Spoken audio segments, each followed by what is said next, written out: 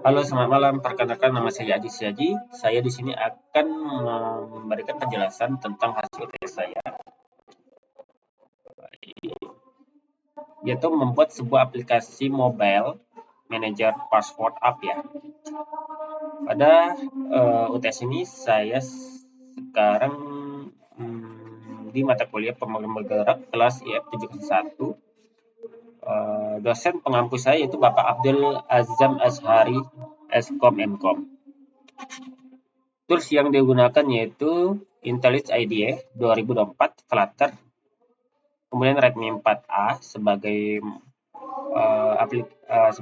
alat yang akan menjalankan aplikasi saya. Kemudian ada screen copy untuk men-screen aplikasi yang di mobile tersebut ya. Teman-teman juga bisa melihat source code yang udah saya share di GitHub. Ini linknya mungkin bisa nanti teman-teman kunjungi ya. Oke, teman-teman bisa melihat nih tampilan aplikasinya ya. Yang pertama ada login, kemudian ada lagi register, di sini ada manage password, ada edit password. Ini saya tambahkan sebuah tampilan password dan password encrypted ya. Kemudian ini ada profile ya, profile data diri kita. Kemudian ini ada struktur folder yang udah saya buat. Kemudian ini ada sebuah kelas yang berisi sebuah function yang akan digunakan untuk encrypted dan decrypted. Lanjut ke source code. Nah, teman-teman bisa lihat di sini ini terdiri ada di sini kita terlihat di folder ini. Di folder ini ada beberapa package atau folder yang udah saya buat. Yang pertama ada folder database yang berisi dbhelper. Yang mana di sini aplikasi kita akan terhubung ke sebuah library SQLite ya. SQLite itu sangat ringan ya teman-teman untuk mobile sehingga kita akan menggunakan itu. Nah, nanti ketika aplikasi berjalan pertama kali dia akan mengexecute ya sebuah query untuk membuat tabel user yang terdiri ID, username, password, email, full name, phone number, create, add, dan update date. Kemudian ada lagi tabel untuk password ya, terdiri ID, user ID, title, username, password. Kemudian ada foreign key ya, foreign key yang akan terhubung ke tabel user ini melalui user ID. Kemudian kita lanjut ke password. Nah, password ini berisi sebuah data-data ya untuk kita mapping dari hasil keluaran SQLite ya. Nah, lalu ada user sama fungsi kayak tadi. Kemudian ada kita masuk ke folder screen. Nah, folder screen ini berisi tentang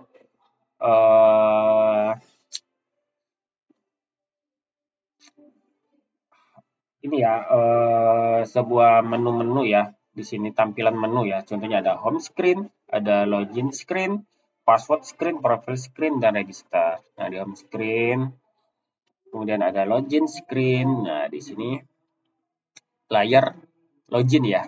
Nah, di sini yang pertama kali ada function register, fungsi untuk ke halaman register, ada login. Nah, di sini function login yang mana ketika kita login kita akan memasukkan sebuah variabel username password ya. Jika username password itu kosong akan ada alert ya. Alertnya itu please fill in all of field. Artinya kita harus mengisi username password. Lalu kita akan memanggil sebuah database gitu di sini. Inisialisasi dulu dalam variabel. Lalu ini adalah kita akan memanggil fungsi encrypted password yang mana ketika kita login masukkan username password, aplikasi kita akan mengencrypt nih password tersebut ya. Pada di sini passwordnya yaitu pada sini encryption-nya itu menggunakan AES-128. Hasil dari encrypt tersebut kita akan masuk ke sebuah variabel, kemudian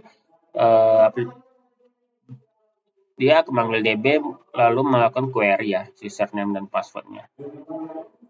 Oke, jika berhasil dia akan masuk ke halaman home screen. Oke, kita masuk ke home screen tadi. Nah, inilah tampilannya nanti. Lanjut ke password screen. Ini akan fungsinya untuk menambahkan dan edit password manajemen tadi. Nih. Lanjut ke profile screen. Di sini ada shortcode codingan untuk menampilkan halaman profile screen tadi. Oke, lanjut ke register screen. Nah, di sini fungsinya untuk mendaftar ya, mendaftar user baru gitu. Nah, di sini sama kayak tampilan login tadi, dia akan membuat sebuah register. Di dalam register ada function memanggil database.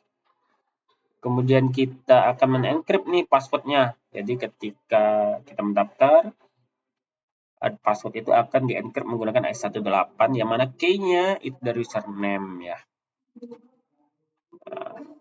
Kemudian database akan memasukkan variabel-variabel ini. Lalu berhasil maka user register successfully dengan encrypted password. Artinya ini saya tambahkan biar hasilnya keluar sehingga bisa memberitahu bagi yang lihat bahwa enkripsinya itu berhasil. Kemudian ada folder util yang berfungsi untuk mempermudah kita ya di sini untuk membuat sebuah function yang bisa dipakai berulang kali. Oke, contohnya di sini ada function generate from username, nah, ada function to encrypted password. Di dalamnya itu akan memanggil function generate from username tadi. Sudah menghasil key ini akan digunakan untuk men-encryptor ya, membuat sebuah encryptor. Encryptor itu akan mengencrypt password, lalu menghasilkan sebuah string kalimat unik ya, gitu. Lalu ada decrypt password, artinya dia akan hasil dari encrypt tersebut kita bisa decrypt dengan key yang sama. Jika tidak maka akan gagal ya.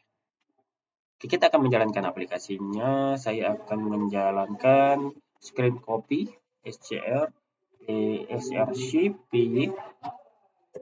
Ini teman-teman bisa ambil Google banyak ya shortcuts untuk SCRCP ini.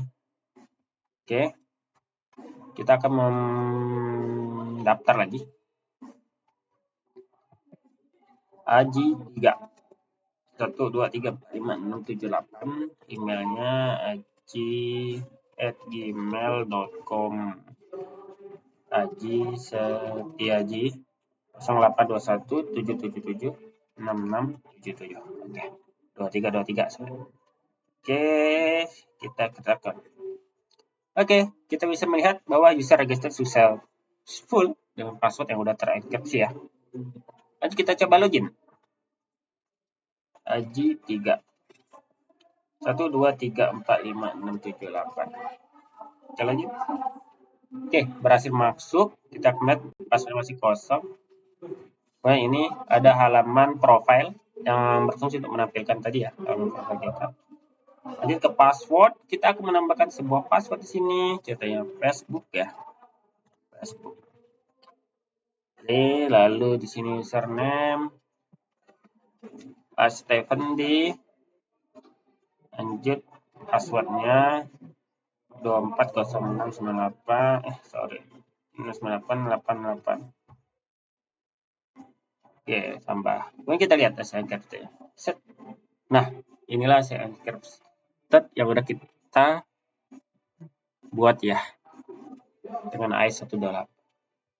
Bisa kita lihat nih seharusnya. Lebih panjang ya. Lebih panjang nih, guys. Nih. Oke. Baiklah, terima kasih. Inilah hasil dari presentasi saya. Terima kasih telah melihat video presentasi saya. Wassalamualaikum warahmatullahi wabarakatuh.